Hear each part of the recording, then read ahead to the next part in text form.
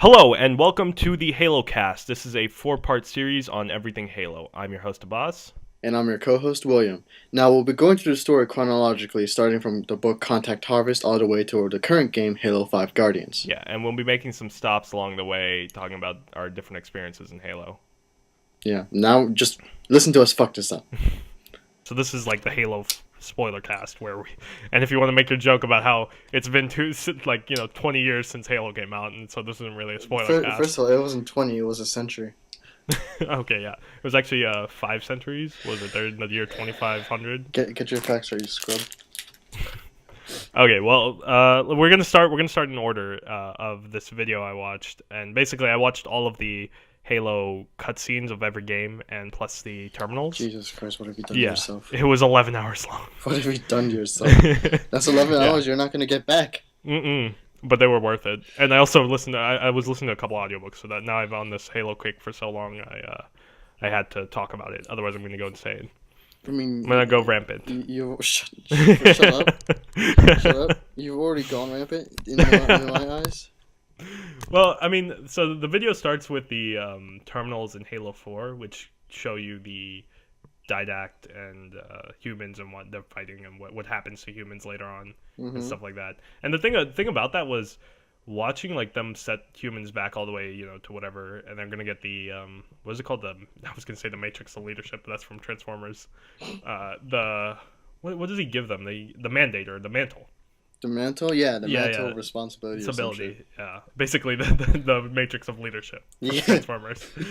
So the weird thing about that was, if you keep reading into the whole Covenant and stuff like that, like the elites and the Sanshum, which are the prophets, aliens, they both get a lot of the Forerunners technology early on because they are on planets where there's, well, I guess Earth has Forerunner technology. We just didn't dig it deep enough. No, I think it's like we only have a little bit. Yeah, but I mean the Ark, in Halo 3, they get to that point or whatever where they dig that huge fucking trench in the. And I mean, now that I think about it, because I rewatching Halo 2, the whole thing is like they accidentally find Earth. It wasn't like, or wait, no, that was in the I think the Halo 2 terminals. Basically, what happens is we all know what happens in the whatever the Forerunners and the humans fight because they don't know the Flood was chasing them. The humans were being chased by the Flood, and they wanted to get rid of it. So that's why they were bombing Forerunner worlds and glassing them basically. Which is really weird to think of as just like humans glassing other people's planets. Wait, when did this happen? Remind me. Well, this is in the terminals for Halo 4 when they're showing why the humans get set back to their their genes get set back so far back. They're basically like pre-human or early humans before they have anything, before fire is invented. Have you seen these, the terminals for Halo 4? The thing is, it's been a while. Oh, okay. Well, basically what happens is the reason that the Forerunners do this to the humans is because the humans were glassing their planets because they were trying to stop the Flood, like the infection of the Flood, but they didn't tell the Forerunners. So the Forerunners wage this huge war, blah blah blah. Then they do this thing to the humans. Then they find out about the Flood, or they've kind of already known, but they didn't really understand what was going on. So we were amazing either way. Yeah, we were amazing. We were glassing planets and kicking ass. Man, that's there's an irony. Yeah. In that, because it's like if like that we glassed planets way before, and then it's like, and then we're getting glassed instead. Like there is an deep irony to this. Yeah, really bad. And we do all that, and that whole like when they fire the Halo stuff, I'm like, well, you should have put more Forerunner stuff on Earth just so that we have a little bit of a head start. I don't think that would have been. I don't think they liked us. What the Forerunners? The Forerunners? Yeah, no, I didn't. I never liked the Forerunners. They were always too posh, I guess is the word. Posh. Just call them for what they are. The latest fucks. They're one of those pinky holders when they're drinking tea. God damn it. Shut up. Oh my god. But to continue, I guess like that whole thing is like 40 minutes long. So that's like the first part of this video is just all those terminal cutscenes. And I mean, I liked it because of the whole the librarian and the Didact's whole storyline. How she. Oh yeah, That was interesting. Yeah, just puts, and that was really I mean, watching that stuff is really sad. Just at that part where she's like, she wanted to trust the humans and all that stuff, and et cetera, et cetera. Yeah. And I think after that, it goes to Halo Wars. I think is the next thing.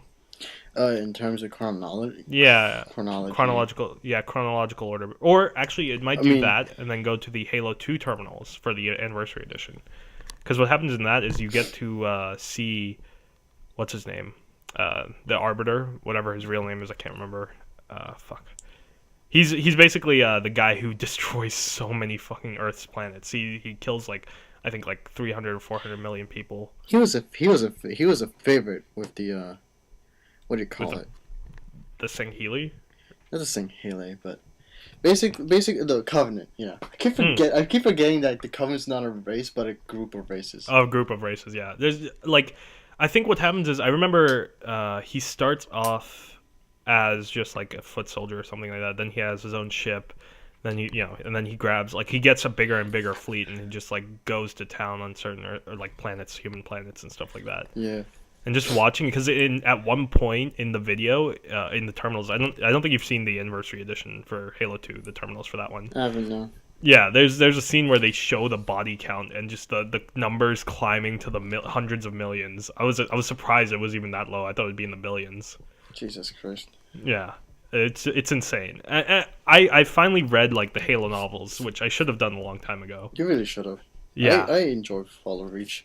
Yeah, I haven't read that one yet. I've read Contact Harvest and Ghost of Onyx, which I will say I liked. I hear Ghost of Onyx was the best one. That's why I was reading it first. I was like, oh, this one's supposed to be super good, but I didn't like it as much as I like Contact Harvest.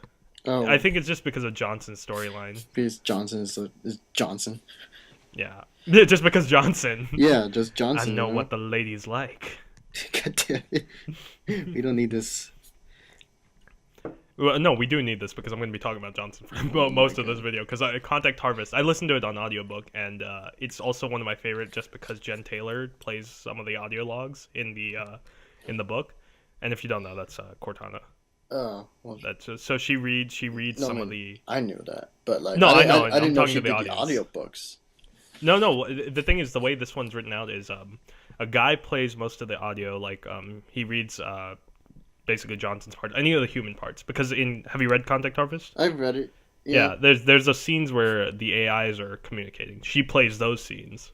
Oh, okay. Which is really, I guess, proper for Yeah, that feels like something she would do considering the role she plays in Halo. Yeah, basically. So she plays and oh my god, the AI scenes in that book tear my heart apart. I can't do it. There's a scene where after what is it? So there's Surf or Seth or something. Sif.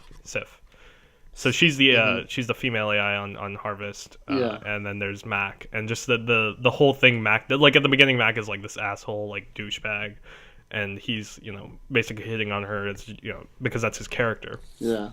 And then slowly he reveals himself to be this other AI and stuff like that.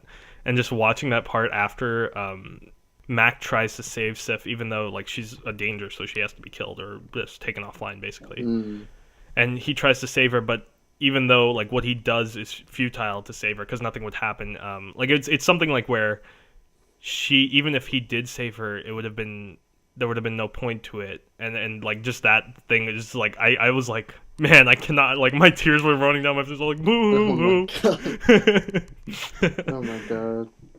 What do you remember from Contact Harvest? Honestly, it has been a long while. Yeah, and I lent you my copy, so. Yeah. But the thing is, for some reason, what I always remember is the goddamn beginning. If I'm remembering that's from the correct book, the one where they're looking for bombs.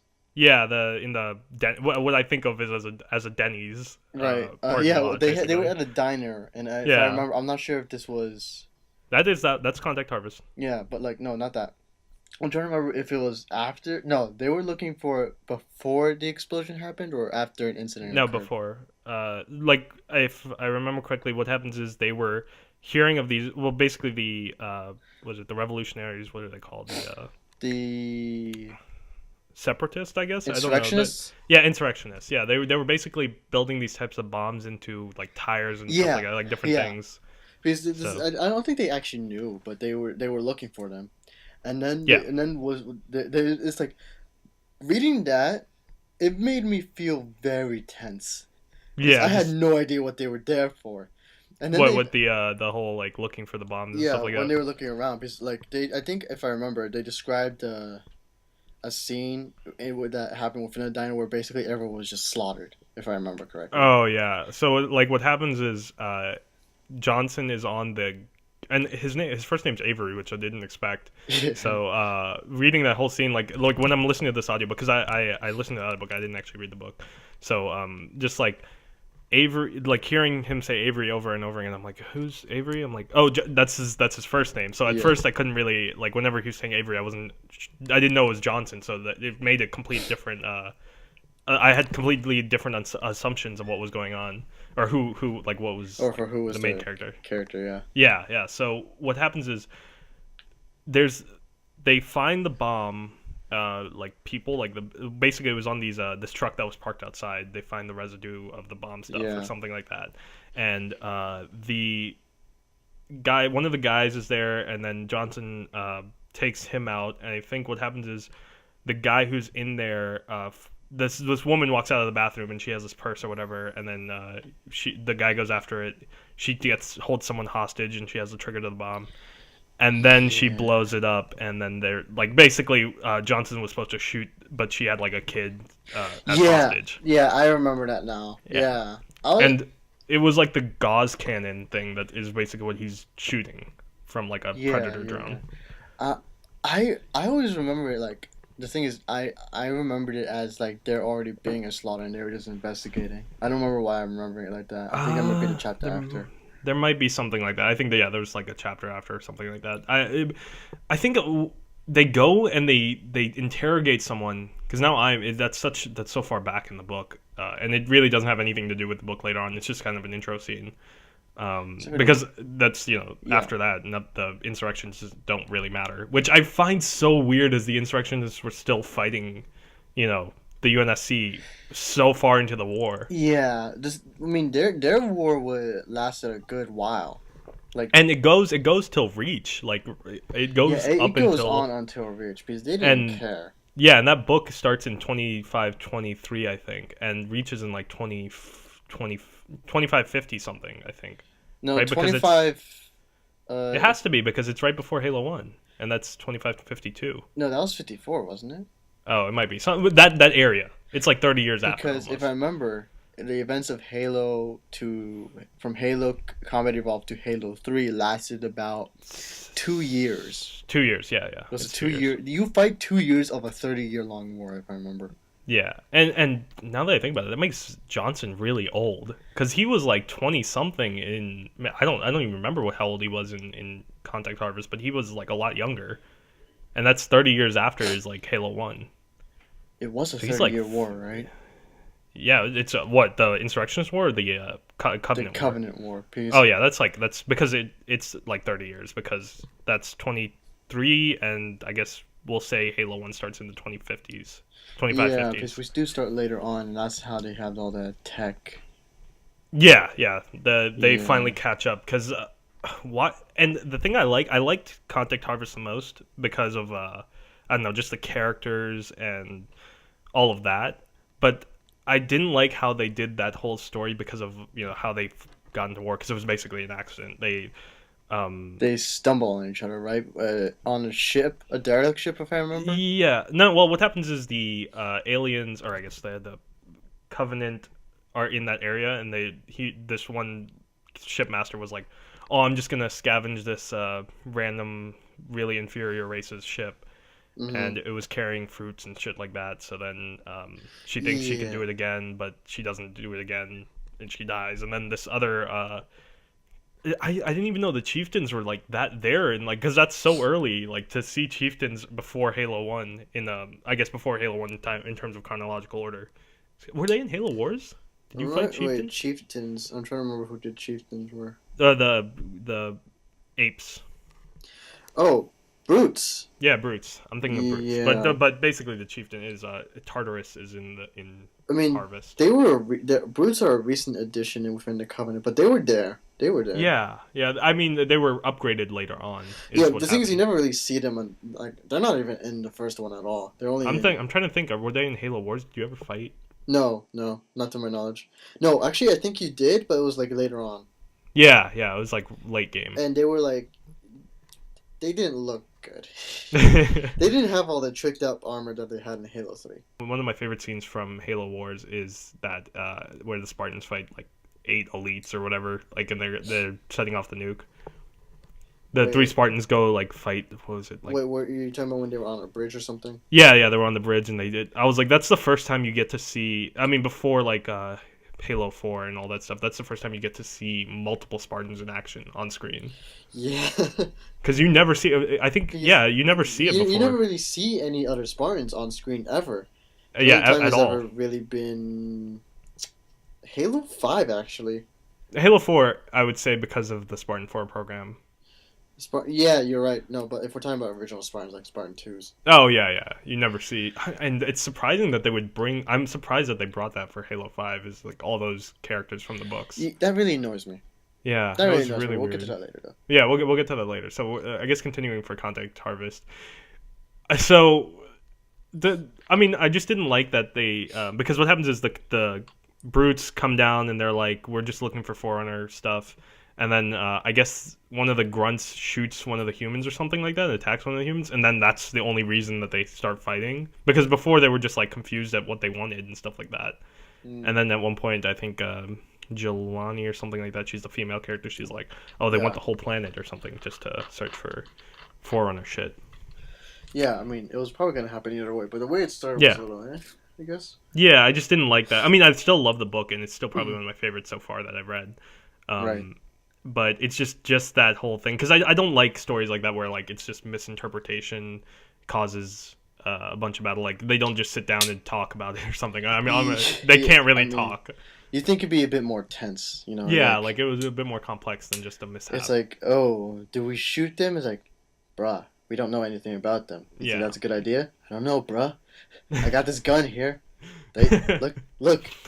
Man, it's just like looking at them fight like from the book's perspective, it's just insane like how little they had against it. I don't know, just because of how early on it was in the war and stuff like that, they didn't have the technology to really like how they just had jack shit against them. Yeah, against Covenant. I'm sort of like they're very lucky that it was just like 2 ships that really came. It wasn't like a whole fleet. I'm sure like with Halo 2 and Earth.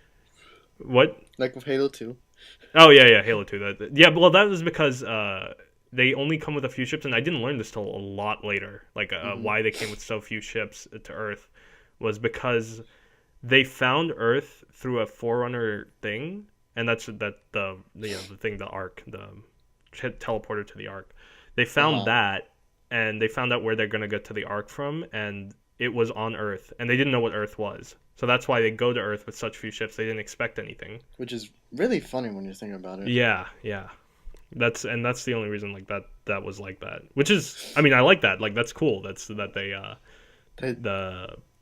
It's like honest. It's like really weird, you know, to think about that. Like how actions just kind of they just. That was such a it was a huge mess up. And you know, you get that scene in Halo 2 where you're going underwater, and then Cortana is explaining how. I guess Prophet of Regret or Truth or something was saying sorry to another prophet and asking for help and whatnot. Regrets. What was a goddamn line that Avery said? What do you mean? Oh, regret. They're gonna regret coming to Earth, and they're gonna regret us kicking their sorry ass or something like that. Basically, yeah, it's been a while. I could actually. No, I shouldn't. What, rewatch the whole thing? No, because I could actually buy an Xbox One at this moment. Oh yeah, I'm thinking about it too, just to get the all of the stuff back. The I mean, I got Halo 1 on my PC, so I've been. Congratulations for getting your PC. I have a Mac. Yeah, I know you're kind of screwed there. Yeah.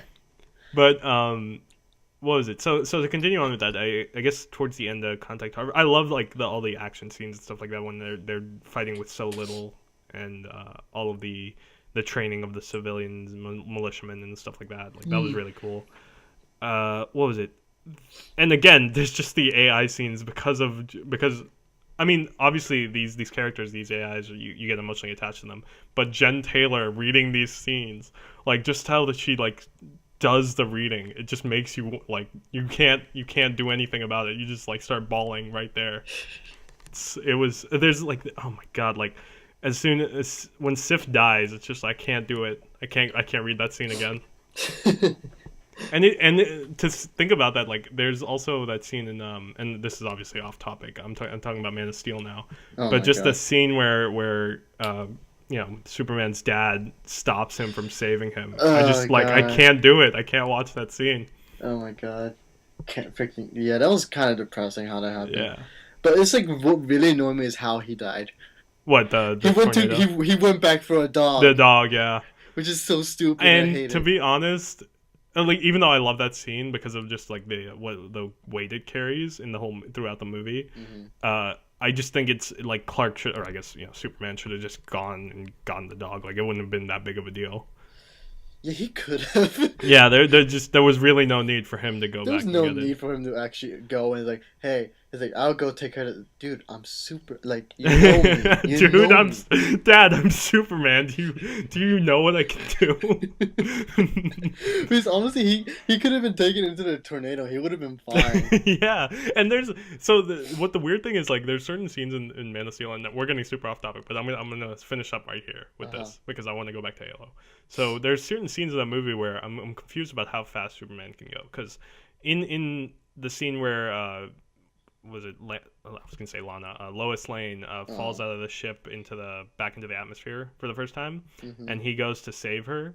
He's kind of struggling to catch up with the ship that's falling out of the sky. But then at the end of the movie, when they blow up the world eater or world generator or whatever, that's a singularity, so it's a black hole. So black holes suck in anything, even things that are at light speed. So he escapes that. So he's faster than light, but he has trouble getting like catching up with the ship that's falling in the atmosphere. Like I'm picking at things out that really don't matter, but I'm just saying it doesn't make any sense. That's the thing at that point where you're like, you kind of have to allow yourself to remain in that what was that suspension of disbelief. Yeah. I get it. Like the thing is, the logic in scenes like in that require the drama.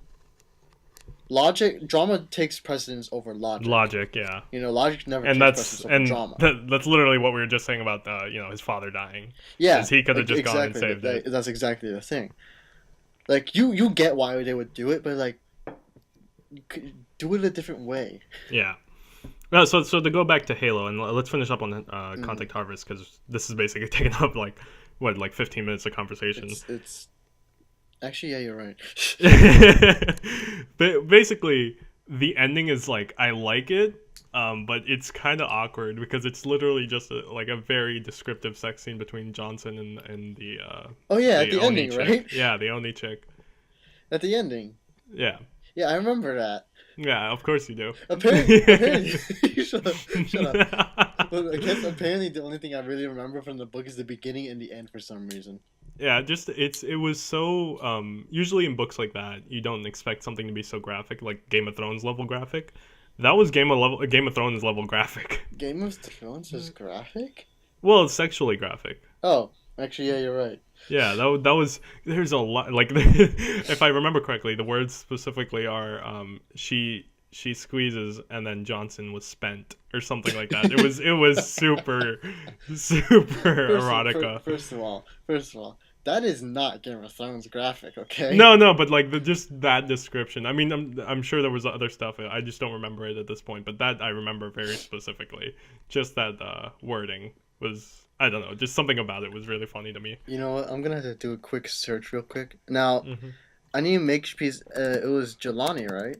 Yes, Jelani is her name, I think. And I knew it. I knew it. Mass Effect. Yeah, Mass Effect. Like, I know. Because I'm like, Al Jelani or something I'm like that. I heard this from somewhere before, like Mass Effect. I think it's Jelani. I know it starts with a J, but I'm sure it's similar to that. Hold on. I need to look up how many Jelanis there are in science fiction. How many Jelanis there are? I guess so. That is a lot of names. Yeah, I'm sure there are. It's a name. And there's, 7 billion people on Earth. Is there 8 now? I don't remember. No, I'm looking for science fiction. Oh, for science fiction stuff. Sci-fi. No, that doesn't help, actually. Yeah, no. Actually, wait, what? Actually, that one does. No, wait. Thanks, IMDb. Thanks for pointing out that it's Mass Effect again for me. Thank you so much. That's great. Of course, it's just trying to help. Go help it by fucking itself. It's like the robot in Iron Man in the first one when he's putting the fire extinguisher out on Tony Stark as he's building the suits. It's trying to help, but it's not helping at all. All right, so let's move. Okay, so then Contact Harvest happens, and that's like the first battle. First contact, of course. And then I guess Halo Wars comes after that. Chronologically, in terms of no. It would be Reach. It would be Fall of Reach. In terms of book. In terms of chronology in Halo, it would be if it would take Contact Harvest, then it would be Reach, because Reach it is a long time span, because it involves the Insurrectionist War, then it comes into Reach. Yeah, the thing about the Fall of Reach, the book, I was watching this movie on Netflix called Fall of Reach, and it's a Halo. It's basically like the styles of the Terminal in Halo 4. It's like that art style, and it's basically, I don't know if it's based on the book. I think it is because of just how they describe it, but it doesn't take place on Reach ever. I mean, it does as in terms of them training and stuff like that, but never the actual fall of Reach and stuff like that. Like, the thing is, in the way they did it, is Fall of Reach all about, John Spartan 117, his growing up? It's basically how he became the Spartan, and then what they did later on. Okay, then then it's probably the same with that. And I think that the reason they probably cut out that last is the Fall of Reach actually I assume isn't actually in the book, or where Reach falls. No, I mean they have that, but the thing is, if I remember, they were only on the ground for a brief time. It's been a while, so you have to forgive me. Okay, I'm sure. But most of it took place in the atmosphere or the stratosphere. Okay, because they were fighting right up above. In this movie I'm talking about, this I don't know, I guess I'll call it a movie. I don't know, there's not really a word for it. Basically they get to like the intro is literally him going, I guess they landed on Reach and they plant like a symbol because of all the fallen Spartans and stuff like that, like they grew up with and whatnot. Which is, now I'm gonna skip to Ghost of Onyx right now, because in Reach, in the game, in Halo Reach the game, we see Spartan 3s, but in Ghost of Onyx, the Spartan 3s didn't exist until even after Reach, I think. I don't know what let me check what the timeline is for because Ghost of Onyx. With Ghost of Onyx, if I remember correctly, it did happen before the Fall of Reach. Before the Fall of Reach, okay. Because once they found out that they were at war with an alien race, they wanted to get more Spartans on the ground fast. Yeah, I know. I mean, that's the whole thing about that. But I'm trying to, let me see. Yeah, Ambrose. I remember all this. What time? It just doesn't give me a date. Oh yeah, okay. So on blah blah blah. Exercise Onyx. This is 2552. This is really late. Let me see. Fuck. Doesn't really tell me. But I'm gonna assume it's like before, because it has to be. There's no way. Because it is possible that they retconned it, which is honestly really odd, because Bungie, if I remember correctly, they were like, "Oh, Fall of Reach. You see that book? That's canon."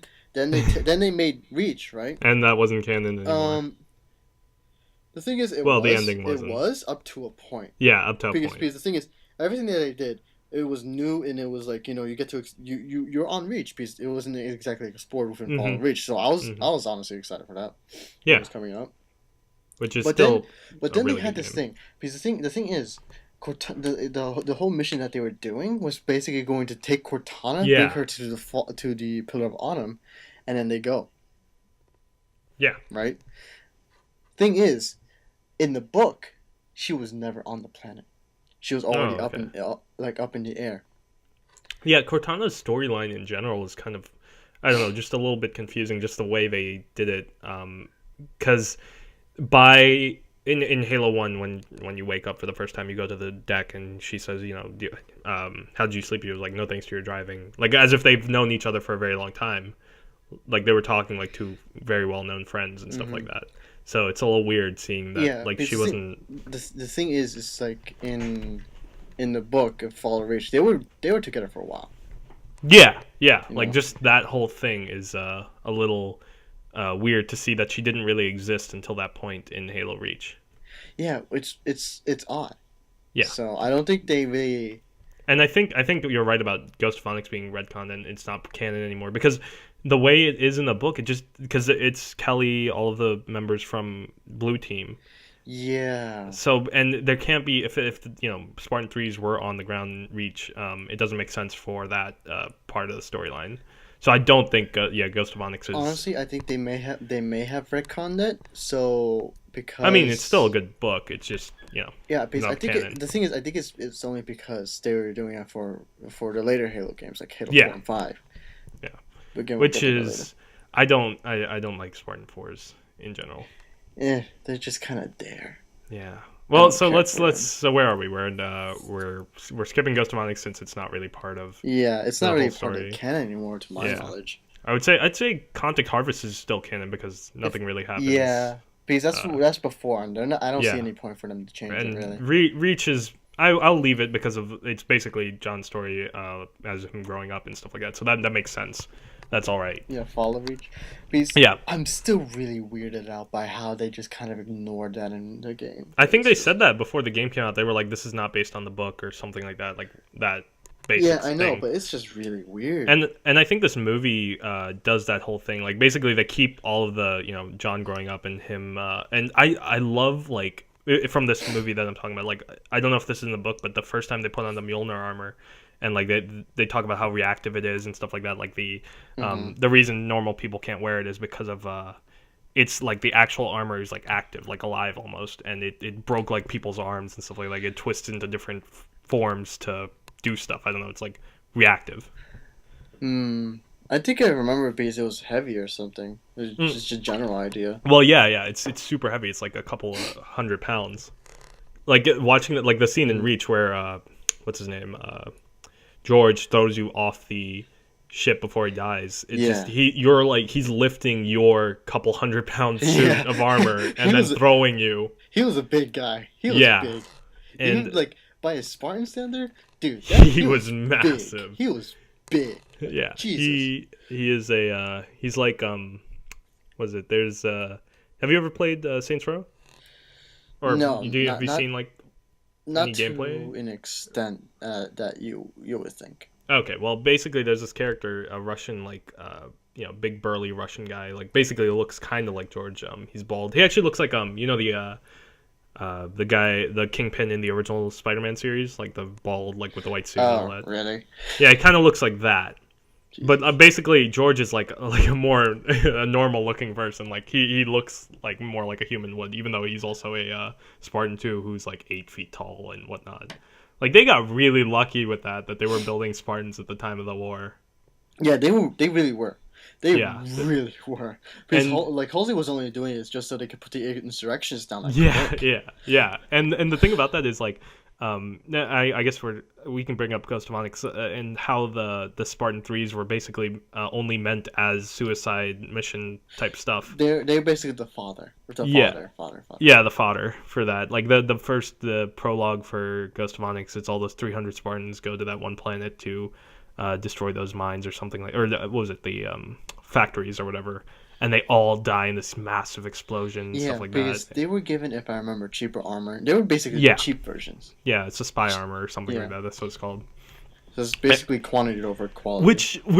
So to speak about that ending of Ghost of Onyx, there's a scene in Ghost of Onyx where, and the whole thing about that is that Onyx is this planet that they're training the Spartan 3s on, and this is just to explain to the audience, because I'm sure some of these people have never read any of the books. Mm-hmm. Whoever's listening to this. So what happens is the planet Onyx is this like black site planet Yeah. that nobody knows about. Like, it doesn't exist on any of the star charts for humans and stuff like that. So only a few people know about it. So what they do is they go to this planet, they train the Spartan 3s, and then they find out this is a Forerunner shield world, like the planet in Halo 4. That was a surprise. Yeah, that's a really big surprise. So they spend like half the book fighting the the Guardians. What was it called? The Sentinels, right? Sentinels, yeah. They're fighting the Sentinels. And at one point, so to train the Spartan 3s, they kidnap a Spartan 2. No, by kidnap I mean what they do is they list him missing in action. They do this whole thing to make it seem like he's actually dead and stuff like that. Mm-hmm. And it is a new member to Blue Team, but then he disappears because of this. So he trains the Spartan 3s. And he wears their spy armor, and the spy armor is literally it's supposed to be more camouflage than armor, and stuff like that. So it's much weaker than Mjolnir armor, it's like levels weaker, super, like just light armor, more for camouflage and all that. So no shields, nothing. And at this point in the book, when everything's going to shit and they're fighting Sentinels, one of the Spartan 3s finds his Mjolnir armor and says, you should wear this. And then he says, no, I'm going to wear the spy armor just because I don't want to seem like I'm better than you guys. So I just thought that was dumb. I'm like, that's not the point. You should wear it because you can actually survive better than they can. He's like taking all this unnecessary risk for no reason. Hey, he's a new guy. He's a Spartan too. He should know. Yeah, I don't say he should have, but... Yeah, that's just my personal gripe, but otherwise the book is still good.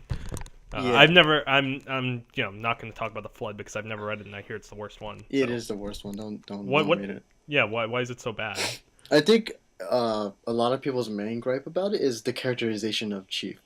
Oh, really? Does he talk a lot or something? What? Does he talk a lot? I mean, like, because he never talks in It's because, they gave him a perspective. And it was kind of like cocky and dickish, if I remember correctly. Yeah. Well, in Ghost of Onyx, Chief is in that for like about 2 minutes, and the only thing he thinks about is how this character is a Spartan 2 that trains the Spartan 3s. He says he doesn't like him, and there's some reason, but he's still a good guy. I don't know, something like that, basically. What was it? So I was thinking of something else. Hold on, before that, remind me, was Kelly or Linda in Ghost? Yeah, of Onyx? she's in. They're both in Ghost of Onyx. I think they're both. I think so. Kelly and Linda. I only know, or it might be. I think it's Linda, but one of them's in there. Right. I only remember one of them. Well, I mean, I remember both of them, obviously. I think it was Kelly, Linda, and Fred? Yeah, it's all of them are in there at the beginning, and then he disappears. This Spartan 2 that trains them, Greg, I think that's his name. He disappears, and then later on, Blue Team comes back to help for some reason. I can't remember why. But I mean, what was it? I was going with, I guess Halo 1. Well, no, it's Reach. Reach being the fucking saddest game alive. God, I still remember how you end up at the end. Dude. Yeah, and you know what? One time I was playing my legendary run through of Reach, and I played it backwards. I played it starting from the last mission all the way to the first mission, so you could see the team grow instead of die. So you just see like every mission these people return. So it's like you get.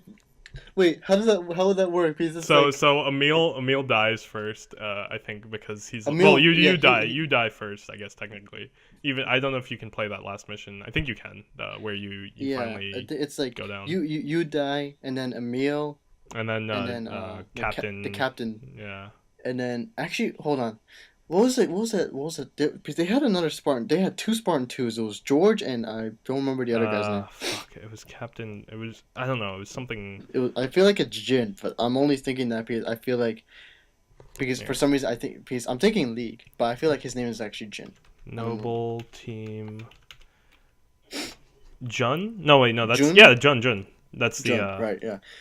The sniper. He lives though. The thing is, I have no idea what happened to him. Carter, that was the commander's name. Yeah, Carter, but like Jun, right? Yeah. I have no idea what happened to fucker. Well, he's MIA, but he's supposed to be alive. Because the thing is, the last time he was ever seen was with Halsey. Yeah, I know. He's supposed to still be alive. I think I read about that somewhere. Yeah, because the thing is, I'm like, but what happened to him? He's never seen again. Yeah, that's true. Well, so it goes you, it goes Emil, then Carter, then Emil, Carter, then... Cat. No, I mean June would go away. Well, yeah, June would disappear. Then it would be Cat. Yeah, which is, to be honest, I mean, I know everybody was gonna die, but in the trailers when Halo Reach was coming out, they actually show every death of almost every character in Noble Team, because I remember distinctively Kat's scene is actually in the trailers. Really? Where she dies. Yeah, it's all spoiled. It's so quick that you don't really notice, and you don't know the characters, so you don't expect it. Oh, okay. Yeah. Clever bastards. Yeah, I know. And then George, which is like we should all be so lucky. Yeah, he's like the first one who died, didn't he? Yeah, he dies thinking he saved the planet. That was depressing. Man, just that scene after he dies, and then the cuts to and then more of them come in. The feed of the satellite, and you just see all the. Oh my god! And I will. How many times do you think we watched the Remember Reach trailer? I've actually recently watched it. Yeah. I'm watching it to this day, and I remember I watched it like every time I think I would come home. Though. Always watch the extended. Yeah. Always watch the extended. But I think I would come home every day after that trailer came out, and I would watch it like 5 times. I mean, when did we start? Like I played Halo 3 first. Like that was the first Halo I played. Yeah. Well, no, I played Halo 1 first, but that was like at my cousin's house. I was really young. Yeah, you played Halo. First, and then I got you, yeah. And then you showed me, and I'm like, oh, this is nice.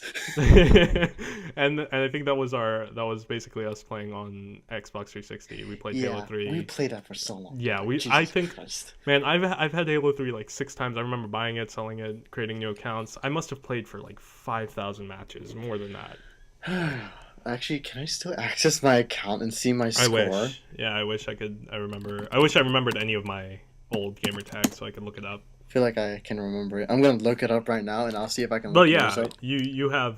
Well, no, I'm sure I can't find mine anymore because I have so many different ones from Xbox 360, so I wouldn't know which one to look at. Okay. I remember my first one, but whatever. Yeah, you have one gamer tag, so it must be much easier for you to look up older stuff. Yeah, hold up. I think that was that whole summer of like 7th grade, right? Was it? I think it was because it was before. Well, Halo 3 was 2007. I remember that, and I will always remember that. For some reason, I can never forget whenever Halo 3 came out. It was September 25th, 2007.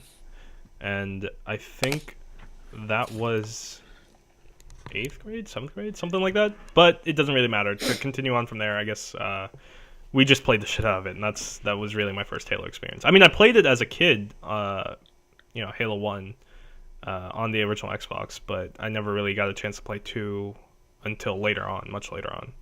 So I didn't really know the story till I was probably like 15. Oh, wow. The whole story, yeah. Are you still finding it? Yeah, hold up. They're telling me to recreate my account here for some reason. Oh, well, that's gonna take forever. So it's a thing. Hold on. It's gonna be worth it if I actually do find it. Okay, I'll wait. I'll figure out how to cut all this dead silence out. Oh wow! Did I actually do it? Oh, dude, did I actually do it? Oh, you're only showing me Destiny. Oh, you pricks. Wait, did we play Destiny on the Xbox 360? Nope. What? I saw my old logo, dude. Oh, dude, can you send me that link? Is there like a shareable link? I want to see this. I don't know, man. I guess I can. I mean, you could go to Bungie.net, right, and still look it up. No, I'll share the screen with you, dude. Because I swear to God, you'll probably remember this. Oh yeah, I'm sure it's the if I remember your symbol. I remember you being a watermelon because you would always go with green and red. Shut up. Do you see it? Do you see it? Yes, I do. The sword with the I know. I see all of this. Jesus. Christ. And then you remember this, right? Yeah, I remember. That was the one you went with for Halo 3. Yeah, and then this is like for I think ODST, and that one's for Reach. Mm-hmm. Because they didn't have. I'm glad they kept it. Yeah, I'm glad they kept that like at least similar enough so you could see all the different symbols. Hold on, I'm about to find if I can find my score from back then, dude. Yeah, that's gonna be awesome. I'm just gonna be like it's such a nostalgic moment. Just all those games of Halo 3. Yeah, I know, right? Like especially on Valhalla, going off the Mankennigan, this Spartan laser, and then just shooting whatever vehicle came out of there. I remember that. I think the most memorable game of Halo 3 I ever had was one time I was trying to level up to like captain or something, and I needed one more XP point. And the way the game works is you lose XP if you lose match? No, I don't think you just don't gain any XP if you lose a match. Yeah, hold on. Wow. Do you find it? It's telling me I played 1,073 games total for Halo 3. I'm sure I beat your score of Halo 3 match playing. Yeah, and we didn't play ODST a lot apparently because I only got 60. Well, that was the survival mode thing. Yeah, that's I why. think it's like it kind of tapers off because it's like Halo 3 I had so much and then ODST was like eh.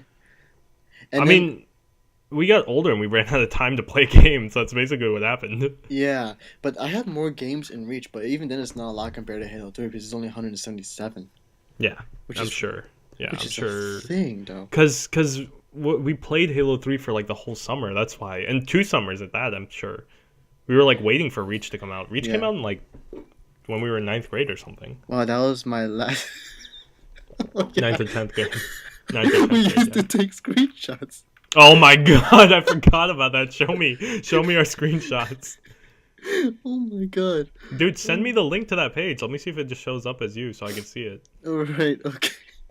I'll put it in the description so people can see all of our old stuff. Oh my god, dude. Alright, yeah, it's sending me to your page. Holy, oh my god! I forgot about that picture! I need to look at the rest of these now. Oh my god, we have 18. You have 18 pictures total. I have 23, it's telling me. Oh, 23. Oh man, the 3 Spartans! Oh man, you gotta show Joseph this. This was him too. I know. Oh man. Okay, this is definitely going in the description of this video. Oh my god. Jesus. Oh wow, do you remember? My first one is the... Spartan ones. Oh man, I forgot. We chose our different things.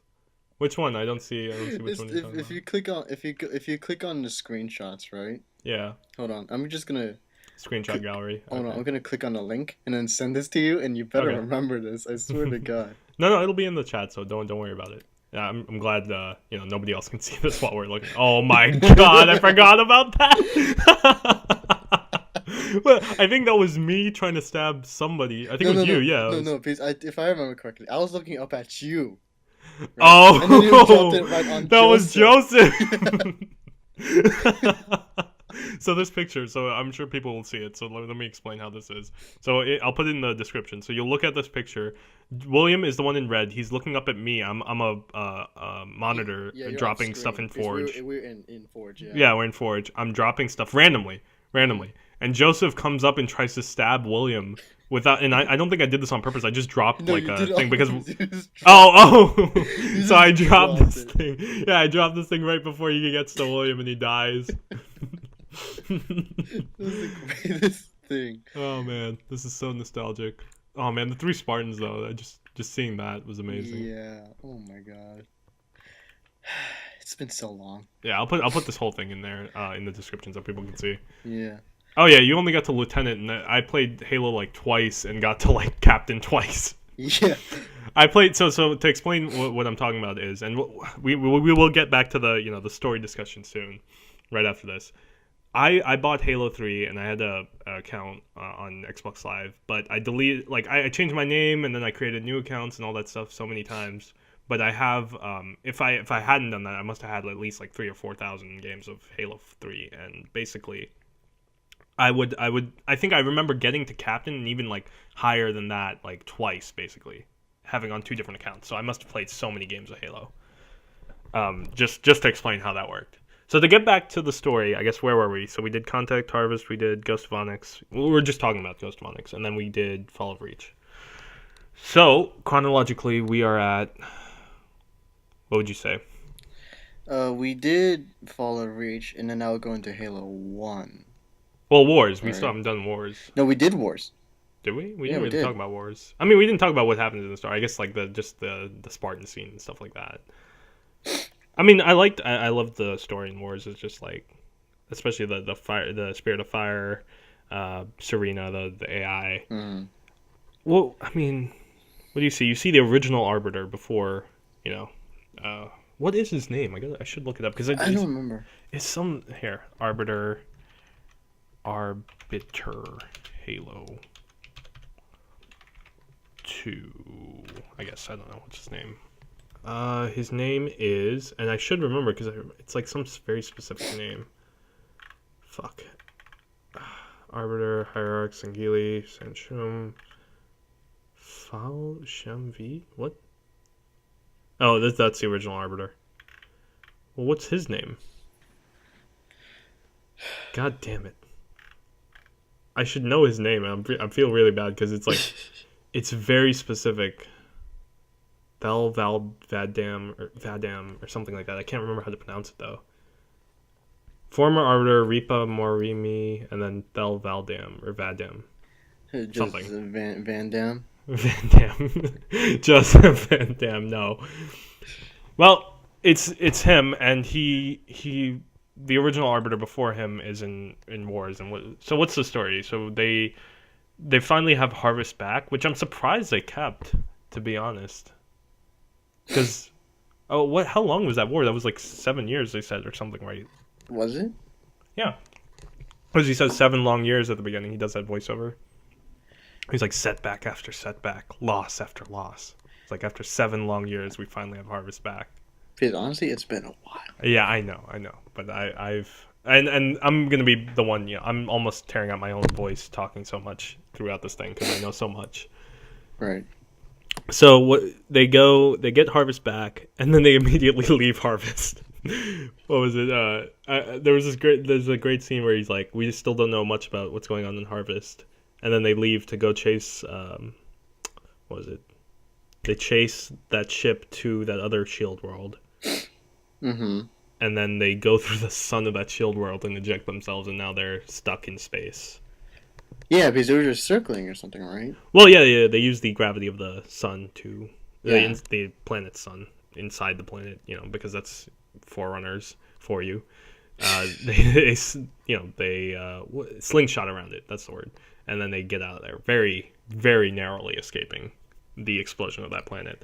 That whole scene on Arcadia where all those ships leave. What was it? They're trying to save the civilians and stuff like that, and the civilians are leaving and whatnot. Watching that scene and then playing Halo Reach and then watching the scene where the civilians are trying to leave that city, it's almost the same exact scene, I think. Because what they do is one of the civilians tries to leave early without cover, and then they blow up, and then in Reach, the same thing happens. Like, one of the civilians tries to leave early, and then they blow up. Really? Yeah, because that's literally how it happens. That's I think, because I remember that specific thing about that scene is that it was very similar to that scene in Halo Reach. Man. Which is what time period is Halo Wars in? I can't remember how early it is before Reach. Because Reach is literally the start of like the main trilogy. Right after that is when Halo 1, 2, and 3 happened. Yeah. Oh, I forgot about ODST. Yeah, that's true. There's that story too. Happened between 2 and 3, right? Yeah, and a lot of people give shit to ODST because it's, I don't know, it's. I think it's mainly because it started out as DLC, but then they make a full game. But then, it's 8 hours long though, isn't it?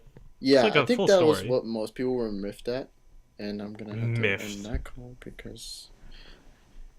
Okay. I don't know, because the thing is, other people were like, "Hey, join our call." Like, no. Oh, okay. Well, yeah, we've got a long way to go. We're still at Wars and Reach, basically. So what were we saying? We were saying, what were we just talking about? What did you just say? I have no idea. Fuck. You're so helpful. Yeah, I know, right? We're talking about. It was. I think it was Reach, or was it Wars? No, because we were talking about Wars, and you wanted to get that done out of the way, so we can go move ahead into 1. I think. Yeah, because that's what we were. Because we were just talking about Reach, and then I think then I took then I went back and tried to see my old profile again. No, I know that, but I'm saying because literally it was just 2 seconds ago. What were you saying? I can't remember. I feel really stupid. I feel like I have the shortest attention span ever. You do have the shortest attention span ever. Don't try to deny that. Well, I'll have to deal with it. So I guess to continue on from there, they I don't know. We'll move on to Reach. Everybody dies in Reach. Yeah, everybody don't die. Yeah. Everybody, and I guess the Spirit of Fire is still drifting off in space, and they are doing a Halo Wars 2, so yeah, so we'll see what happens. They might come back. Yeah, they might. Man, just I don't think they will, but they might. The saddest part about Wars is just seeing what's his name, the Captain George or whatever, the what is the sergeant guy. He like, you know, dies because he has to set off the nuke because obviously something's wrong with the timer and whatnot. Just like in Reach when George has to set off the nuke and the timer's broken. More comparisons between, you know, Reach and Wars. That's great. So he died, and then you see his Forge. That's his name. So he when they're putting themselves to sleep in cryo sleep and whatnot, then you see his empty seat or his empty cryo chamber, and that was really sad. Yeah, and they just kind of drift off. Yeah, and I think that was Ensemble Studios. That was their last game. Yeah, that was their last game. So they had that little they had that little thing at the end, which was really sad. So we'll see how Halo Wars 2 does. Yeah. Well, to continue, let's just move on. We'll get finally to Reach. And we were just discussing Reach, though. Yeah, everybody dies. Yeah, okay, there you go. For the third time. That's it. For the third time, everybody dies. And I think my favorite part about Reach was probably some of the later stuff, like when they finally get to the city and they're blasting the city. I think that's one of my favorite missions. Is that when you're flying around the city saving people in the it wasn't the Hornet, they called it something else, the Vulture or something. No, that's Wars. The little. It was with the blades, basically. It was the chopper. The little chopper thing, yeah. You never fly the Pelican. Well, you do in that game. You can do that. Remember that Easter egg we did, where you can fly the Pelican. Yeah, I remember that. Yeah. Didn't we like kill somebody flying that thing? Like we killed like a civilian or something. I think we killed everybody. Well, you can. That was one of my favorite missions, and I would literally because you remember how the menus worked. It was like every mission you played, it would change the menu. Hold on, wasn't there that one mission when you're flying the thing, right? Yeah, I think it was the same one we were talking about with the Pelican. Yeah, that mission. And there was also this one thing where you could enter into a dance club and then you can do an Easter egg. The grunts are just doing some kind of electric boogaloo. Yeah, that is an Easter egg heavy mission. Yeah, I know. It's the greatest thing. And it's also one of the most depressing missions because it's like you're literally, what was it? George has just died. Kat didn't die yet, I think, because she does that. The radiation goes off and the glassing. Which is really watching them glass the area, because you can, when you're flying around, you see the ships, the Covenant ships, glassing the outside areas of the city. Just because what was it? Halo 1, you don't see any glassing going on. Halo 2, you do a little bit, I think. No, because they just basically sent their soldiers on the ground, and I was no on Halo. Yeah, on because Halo. Because they basically like, hey, there's the Master Chief. Bring out the glass him. Yeah, and the thing about that is, if you, I think it was it Ghost of Onyx? There was this whole infighting about, the flood between the Covenant, and there's like that whole thing about how like one of the shipmasters says, we shouldn't fight the flood, we should just let them take us or something like that, and then one of the guys revolts and they kill him and he takes over. So there's that whole thing about how like they shouldn't. I never knew this about the Sinkhili, but they were never really into using Forerunner technology because they thought it was so sacred and stuff like that. So to take it apart was like a big sin, and that's why they kill off like all of the Sanshum or the Prophets race when they first come, because they've been using Forerunner technology and whatnot. Yeah, but I think they were at once overwhelmed or something at one point. I don't remember why they joined into the because the Sanshum had such a greater advance of technology over them, because they were using Forerunner tech and the Sinkhili weren't. They had threatened to destroy their planet or something like that, unless they wouldn't join. So can you imagine what would happen if the Sinkhili won that war though?